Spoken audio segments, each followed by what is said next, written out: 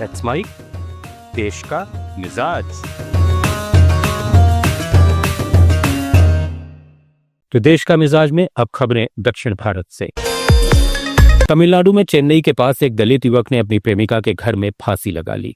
इसके बाद बीजेपी और अन्य विपक्षी दलों ने डीएमके सरकार पर दलितों के खिलाफ भेदभाव का आरोप लगा दिया और बीजेपी प्रदेश अध्यक्ष के अन्नामलाई ने सीएम एमके स्टालिन से जवाब मांगा। डीएमके ने इन आरोपों को खारिज करते हुए इसे व्यक्तिगत मामला बताया है। तमिलनाडु में हिंदी विरोध का मुद्दा फिर गर्मा गया है। सत्तारूढ़ डीएमके नेताओं ने केंद्र की नई शिक्षा नीति पर सवाल उठाते हुए फिर दोहराया कि हिंदी थोपने की कोशिश तमिल अस्मिता पर हमला है। इसके बाद चेन्नई में डीएमके कार्यकर्ता रेलवे स्टेशनों पर हिंदी साइन बोर्ड्स पर कालिक पोतते नजर आए। चेन्नई के अयनावरम में एक फिजिकली चैलेंज कॉलेज छात्रा से गैंगरेप का मामला सामने आया है। पुलिस ने इस सिलसिले में 2 आरोपियों को गिरफ्तार किया जबकि 5 अभी फरार हैं। पीड़िता के बयान के आधार पर पुलिस ने मामला दर्ज किया। स्टेट बीजेपी ने इस घटना पर स्टालिन सरकार की कानून व्यवस्था पर सवाल उठाए हैं। कर्नाटक बीजेपी अध्यक्ष बीवाई विजयेंद्र ने शिवमोगा में एक प्रेस कॉन्फ्रेंस में कहा कि कर्नाटक बीजेपी का नया प्रदेश अध्यक्ष जल्द चुना जाएगा। ये बात उन्होंने बीजेपी के आंतरिक नेतृत्व विवाद और उनके खिलाफ कुछ नेताओं की बगावत के संदर्भ में पूछे गए एक सवाल के जवाब में कही। विजयेंद्र ने यह भी कहा कि राष्ट्रीय नेतृत्व इस पर फैसला करेगा। दूसरी ओर कांग्रेस ने इसे बीजेपी की अंदरूनी कलह करार दिया।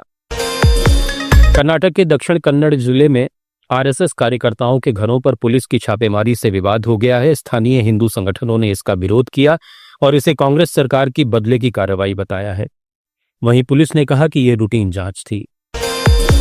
वाईएसआरसीपी नेता वाईएस जगनमोहन रेड्डी ने आंध्र प्रदेश के विजयवाड़ा में मीडिया से बातचीत में कहा कि चंद्रबाबू नायडू सरकार साक्षी टीवी स्टूडियो पर हमले और पत्रकार कोमिनेनी श्रीनिवास राव की गिरफ्तारी के जरिए प्रेस की आजादी दबा रही है। हालांकि सत्ताधारी टीडीपी ने इसे सामान्य कानूनी कार्रवाई बताया है।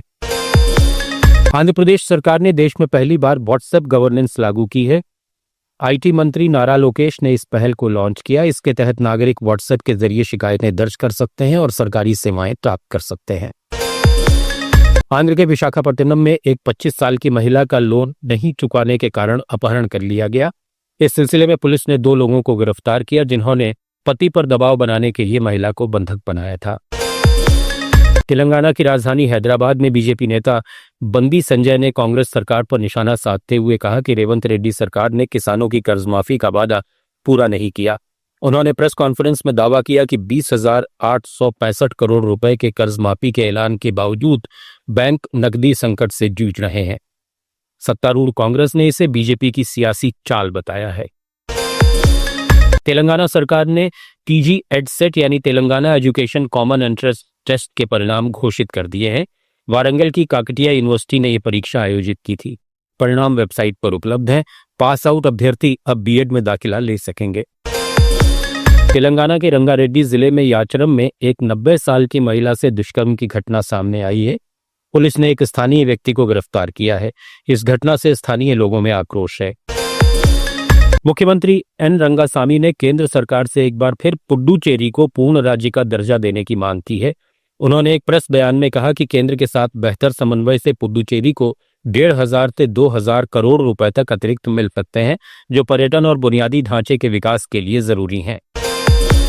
केरल के राज्यपाल राजेंद्र विश्वनाथ अर्लेकर ने तिरुवनंतपुरम में राजभवन में भारत माता की तस्वीर पर पुष्प अर्पित किए। इस कार्यक्रम का वामपंथी दलों ने विरोध किया और इसे राष्ट्रवादी एजेंडा करार दिया। सीपीएम ने इसे संवैधानिक पद की गरिमा के खिलाफ बताया। उधर बीजेपी इसे देशभक्ति का प्रतीक बता रही है। केरल के कोझिकोड में एक 28 साल के युवक की चाकू मारकर हत्या कर दी गई। पुलिस के अनुसार ये पुरानी रंजिश का मामला है।